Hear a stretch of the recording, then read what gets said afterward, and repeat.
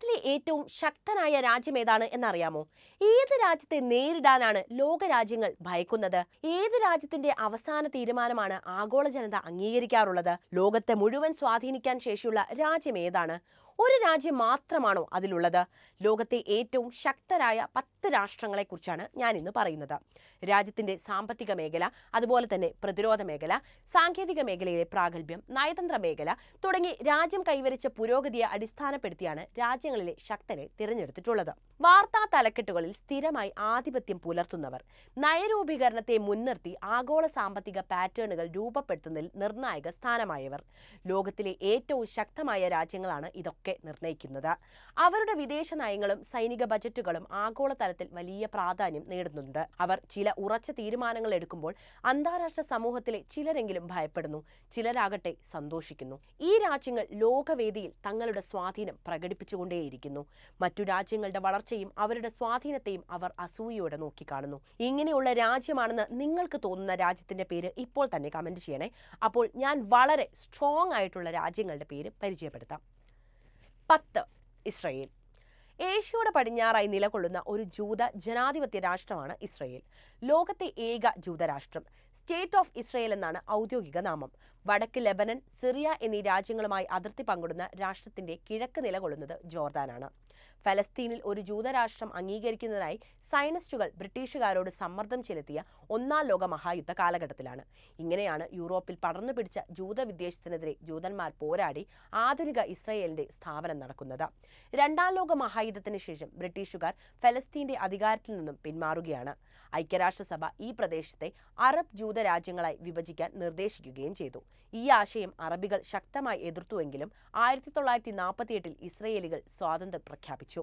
ചുറ്റും അറബ് രാജ്യങ്ങളിൽ നിലയുറപ്പിച്ചിട്ടും പുതിയ രാജ്യവുമായി ഇസ്രയേൽ മുന്നോട്ടു പോയി. മതപരമായും രാഷ്ട്രീയപരവുമായുള്ള പ്രശ്നങ്ങൾ ഇപ്പോഴും നിലനിൽക്കുന്ന ഭൂമിക കൂടിയാണ് ഇത്. ഇന്നും ആ പ്രശ്നങ്ങൾ തുടർന്നുകൊണ്ടേയിരിക്കുകയാണ്. 9ാം സ്ഥാനത്തുള്ളത് സൗദി അറേബ്യയാണ്.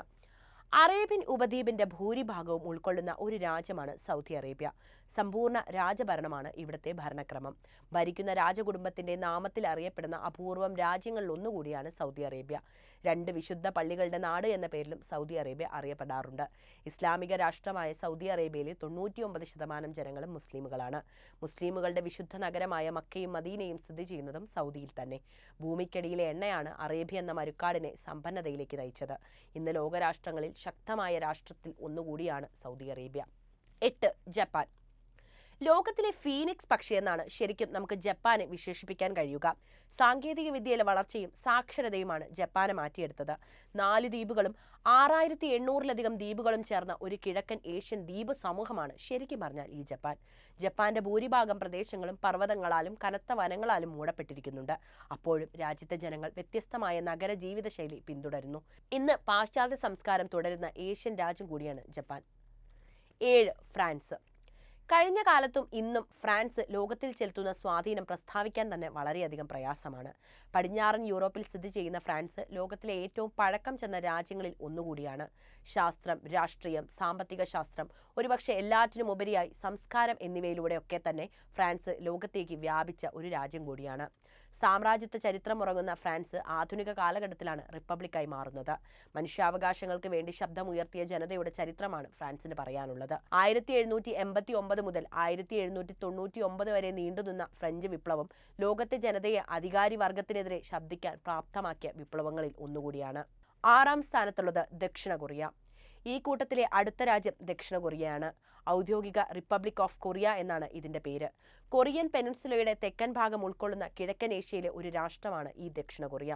1945 വരെ കൊറിയൻ ഉപദ്വീപ് എന്നത് ഒറ്റ രാജ്യമായിരുന്നു. അതിനുശേഷമാണ് ഉത്തര കൊറിയ, ദക്ഷിണ കൊറിയ എന്നിങ്ങനെ വിഭജിക്കപ്പെട്ടത്. ഉത്തര കൊറിയയുമായി മാത്രമാണ് ഈ രാജ്യം കരാതിർത്തി പങ്കിടുന്നത്. ചൈന, ജപ്പാൻ എന്നീ രാജ്യങ്ങളുമായി സമുദ്രാതിർത്തിയുമുണ്ട്. 1910 മുതൽ 1945 വരെ ജപ്പാന്റെ അധീനതയിലായിരുന്നു കൊറിയ. നമ്മുടെ ഇന്ത്യയുടെ സ്വാതന്ത്ര്യദിനത്തിൽ തന്നെയാണ്, അതായത് ആഗസ്റ്റ് 15 തന്നെയാണ് ദക്ഷിണ കൊറിയ സ്വാതന്ത്ര്യദിനം ആചരിക്കുന്നത്. 5ാം സ്ഥാനത്തുള്ളത് ജർമ്മനിയാണ്. യൂറോപ്യൻ യൂണിയനിലെ ഏറ്റവും കൂടുതൽ ജനസംഖ്യയുള്ള രാഷ്ട്രമായ ജർമ്മനി ലോകത്തെ ഏറ്റവും വലിയ സമ്പദ് വ്യവസ്ഥകളിൽ ഒന്നുകൂടിയാണ്. ലോക ചരിത്രത്തിൽ വലിയ സംഭാവനകൾ നൽകിയ രാഷ്ട്രം കൂടിയാണ് ജർമ്മനി. മധ്യ യൂറോപ്യൻ രാജ്യമായ ജർമ്മനി 9 രാജ്യങ്ങളുമായി അതിർത്തി പങ്കിടുന്ന രാഷ്ട്രം കൂടിയാണ്. ലോകത്തെ ഏറ്റവും ശക്തമായ വ്യവസായവൽകൃത രാജ്യങ്ങളിൽ ഒന്നുകൂടിയാണ് ജർമ്മനി. നിലവിൽ യൂറോപ്പിലെ ഏറ്റവും വലിയ സാമ്പത്തിക ശക്തികളിൽ ഒന്നുകൂടിയാണ് ജർമ്മനി. 4. UK. വളരെ വികസിതമായ രാജ്യങ്ങളിലൊന്നാണ് യുണൈറ്റഡ് കിങ്ഡം. ഗണ്യമായ അന്താരാഷ്ട്ര സാമ്പത്തിക, രാഷ്ട്രീയ, ശാസ്ത്രീയ, സാംസ്കാരിക സ്വാധീനം ലോകത്തെമ്പാടും ചെലുത്തുന്ന ഒരു രാജ്യം. യൂറോപ്പിന്റെ വടക്കു പടിഞ്ഞാറൻ കോണിൽ സ്ഥിതി ചെയ്യുന്ന ഈ രാജ്യത്ത് ഇംഗ്ലണ്ട്, സ്കോട്ട്ലാൻഡ്, വെയിൽസ് എന്നിവ ഉൾപ്പെടുന്ന ഗ്രേറ്റ് ബ്രിട്ടൻ ദ്വീപും അയർലാൻഡ് ദ്വീപിന്റെ വടക്കൻ ഭാഗവും ഉൾപ്പെടുന്നുണ്ട്. 3-ാം സ്ഥാനത്തുള്ളത് റഷ്യയാണ്. ഭൂവിസ്തൃതിയുടെ അടിസ്ഥാനത്തിൽ ലോകത്തിലെ ഏറ്റവും വലിയ രാജ്യമാണ് റഷ്യ. നമ്മുടെ ഭൂപടം ഒന്ന് നോക്കൂ. അപ്പോൾ തന്നെ നമുക്ക് കാര്യങ്ങൾ കൃത്യമായി ബോധ്യപ്പെടും. വടക്കേ ഏഷ്യയും കിഴക്കൻ യൂറോപ്പിന്റെ ഭൂരിഭാഗവും ഉൾക്കൊള്ളുന്ന രാഷ്ട്രവുമാണ് റഷ്യ. അതുകൊണ്ട് തന്നെ വൈവിധ്യത ഇവരുടെ മുഖമുദ്രയാണ്. 1990കളിലെ സോവിയറ്റ് പതനത്തിന് ശേഷവും റഷ്യ വളർച്ചയുടെ പാതയിൽ തന്നെയായിരുന്നു. ഇന്ന് അമേരിക്കയ്ക്ക് വരെ തലവേദനയാകുന്ന ശക്തനായ എതിരാളിയാണ് റഷ്യ. ഇന്ന് ലോകത്ത് നടക്കുന്ന 2 യുദ്ധങ്ങളിലും ഒന്ന് പ്രത്യക്ഷമായും മറ്റേതിൽ പരോക്ഷമായും റഷ്യയുണ്ട്. ഒന്ന് റഷ്യ-ഉക്രൈൻ യുദ്ധവും മറ്റേത് ഇസ്രയേൽ-ഇറാൻ യുദ്ധവും. 2-ാം സ്ഥാനത്തുള്ളത് നമ്മുടെ അയൽ രാജ്യമായ ചൈനയാണ്. ലോകത്തിലെ ഏറ്റവും പഴക്കമുള്ള നാഗരികതകളിലൊന്നാണ് ചൈന. 1949 മുതൽ പീപ്പിൾസ് റിപ്പബ്ലിക് ഓഫ് ചൈനയായി സ്ഥാപിതമായതു മുതൽ കമ്മ്യൂണിസ്റ്റ് പാർട്ടിയുടെ കീഴിലാണ് ചൈന ഭരിക്കപ്പെടുന്നത്. ലോകത്തിലെ 2ാമത്തെ ജനസാന്ദ്രതയുള്ള രാജ്യം. ആദ്യ സ്ഥാനം നമ്മുടെ രാജ്യത്തിനാണ്. ഭൂവിസ്തൃതിയുടെ കാര്യത്തിൽ 2ാമത്തെ വലിയ രാജ്യവുമായി കണക്കാക്കപ്പെടുന്നതും ചൈനയാണ്. 1978-ൽ മുൻ നേതാവ് ഡെങ് സിയാവോപിങ് പരിഷ്കാരങ്ങൾ ഏർപ്പെടുത്തിയതിനു ശേഷം ലോകത്തിലെ ഏറ്റവും വേഗത്തിൽ വളരുന്ന പ്രധാന സമ്പദ് വ്യവസ്ഥകളിലൊന്നായി ചൈന രൂപാന്തരപ്പെടുകയായിരുന്നു. സോഷ്യലിസ്റ്റ് രാഷ്ട്രമായ ചൈന അതിനുശേഷം കേന്ദ്രീകൃതമായി ആസൂത്രണം ചെയ്ത ഒരു വിപണി അധിഷ്ഠിത സമ്പദ് വ്യവസ്ഥയിലേക്ക് ചുവടുവെച്ചതോടെ കാതലായ മാറ്റങ്ങൾ അവിടെ സംഭവിച്ചു. ലോകത്തിലെ 2ാമത്തെ വലിയ സമ്പദ് വ്യവസ്ഥയായി ചൈനയിലെ സമ്പദ് വ്യവസ്ഥ മാറുകയായിരുന്നു. ഇന്ന് ലോകരാജ്യങ്ങൾക്കിടയിലെ വലിയ ശക്തികളിൽ ഒന്നുകൂടിയാണ് ചൈന.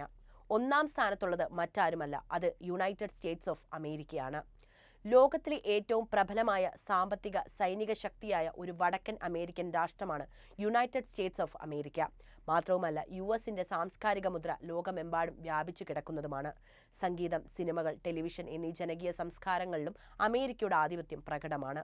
1776-ലാണ് ബ്രിട്ടീഷ് സാമ്രാജ്യത്തിൽ നിന്ന് അമേരിക്കൻ കോളനികൾ സ്വാതന്ത്ര്യം പ്രഖ്യാപിക്കുകയും 1783-ൽ ഒരു പുതിയ രാഷ്ട്രമായി അംഗീകാരം നേടുകയും ചെയ്യുന്നത്.